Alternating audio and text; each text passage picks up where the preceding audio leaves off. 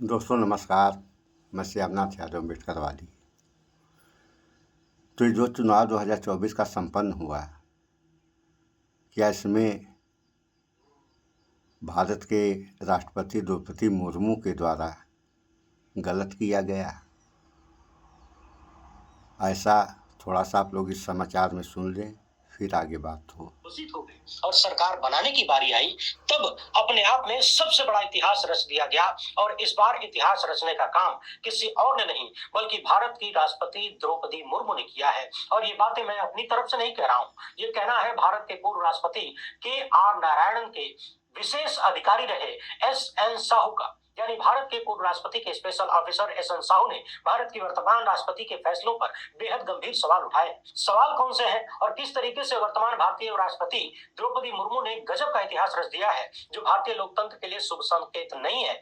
इसे आप सभी लोगों को ध्यान से सुनना चाहिए। SN साहू का यह लेख द वायर की वेबसाइट पर पब्लिश किया गया है, जिसमें उन्होंने लिखा है कि नरेंद्र मोदी को भारत के प्रधानमंत्री के रूप में शपथ दिलाकर समय के अनुसार भारत में जो परंपरा बनी थी उसका उपहास किया गया है, क्योंकि भारतीय जनता पार्टी को बहुमत प्राप्त नहीं था, उसके गठबंधन को बहुमत प्राप्त था। और बीजेपी के अपने 240 सांसदों ने अपनी तरफ से नरेंद्र मोदी को अपना नेता नहीं चुना था। यानी भाजपा के सांसदों ने अपना नेता नहीं चुना और राष्ट्रपति ने उन्हें प्रधानमंत्री पद की शपथ दिलवा दी। इसके साथ ही ये जानते हुए कि भाजपा के पास बहुमत नहीं है, नरेंद्र मोदी को सदन में बहुमत साबित करने के लिए समय सीमा भी नहीं बताया गया।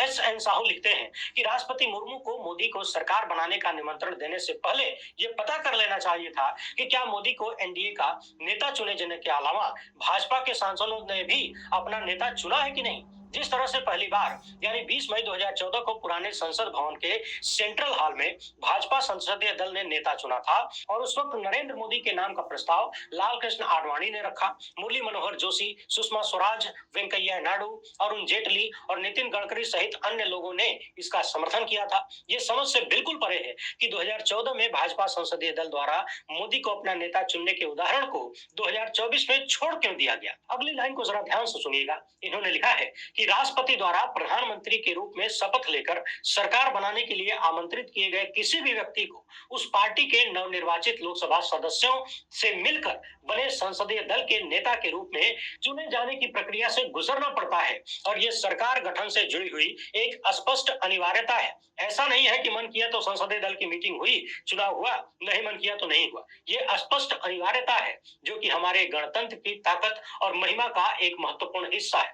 भारतीय गणतंत्र के प्रमुख के रूप में राष्ट्रपति को संबंधित विधायक दल द्वारा निर्वाचित नेता को आमंत्रित करने की परंपरा को पूरी तरह से ईमानदारी से पालन किया जाना चाहिए था तथा नरेंद्र मोदी को उन्होंने सरकार बनाने के लिए आमंत्रित क्यों किया, इसके पीछे के कारणों को भी देश के सामने रखना चाहिए था, यानी आपके सामने रखना चाहिए था। आगे उन्होंने 2 उदाहरण भी बताए हैं जिससे ये पता चलता है कि कैसे इस बार 2024 के चुनाव के बाद राष्ट्रपति ने ऐतिहासिक काम किया जो कि लोकतंत्र के लिए ठीक परंपरा नहीं बताई जा रही है। पहला उदाहरण है पूर्व राष्ट्रपति वेंकट रमन का और दूसरा है KR नारायणन का। इन लोगों ने जब भी किसी दल को सरकार बनाने के लिए आमंत्रित किया तो उसके पीछे का कारण डिटेल में देश की जनता के सामने रखा, खासकर जो दल बहुमत प्राप्त नहीं कर सके थे और गठबंधन से सरकार बनाने वाले थे। इन्होंने बताया है कि 9वीं लोकसभा के लिए साल 1989 के चुनाव के परिणाम से पता चला कि राजीव गांधी के नेतृत्व वाली कांग्रेस को केवल 194 सीटें ही मिल पाई थी, जो कि सरकार बनाने की स्थिति में बिल्कुल नहीं थी, मगर कांग्रेस सबसे बड़ी पार्टी बनकर उभरी थी। इसके अलावा जनता दल और राष्ट्रीय मोर्चा में उनके सहयोगियों ने 145 सीटें जीती और भाजपा ने 82 तथा CPIM के ग्रुप को 55 सीटें मिली थी। वेंकट रमन ने अपनी पुस्तक में लिखा है कि दिल्ली में आयोजित कांग्रेस संसदीय दल की बैठक में सरकार बनाने का दावा न करने का निर्णय लिया गया, यानी कांग्रेस ने साफ कर दिया कि हम सरकार नहीं बनाएंगे क्योंकि बहुमत नहीं मिला है, मात्र 194 सीटें ही हैं। दूसरी तरफ भाजपा तथा वामपंथी दलों ने VP सिंह सरकार को बाहर से समर्थन देने का ऐलान किया। इसके बाद तत्कालीन राष्ट्रपति R वेंकट रमन ने 1 दिसंबर 1989 को तमाम राजनीतिक दलों के नेताओं से बातचीत करने के बाद एक प्रेस विज्ञप्ति जारी करके देश को बताया, यानी देश की जनता को बताया कि किस आधार पर उन्होंने VP सिंह को प्रधानमंत्री के रूप में शपथ लेने के लिए आमंत्रित किया है।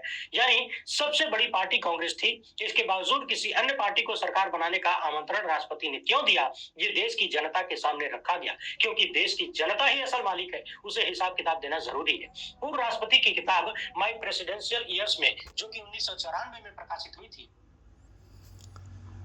तो जैसा कि इस समाचार में आप लोगों ने देख सुन लिया तो सवाल इस बात का पैदा होता है कि राष्ट्रपति को प्रथम नागरिक भी कहा जाता है, और जब ऐसे लोग नियमों का पालन नहीं करेंगे तब क्या होगा।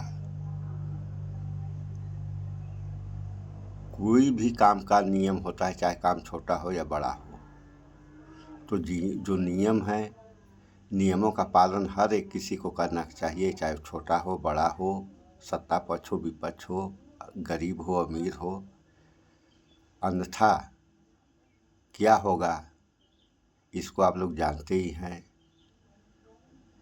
तो सारे लोगों को सत्य का साथ देना चाहिए।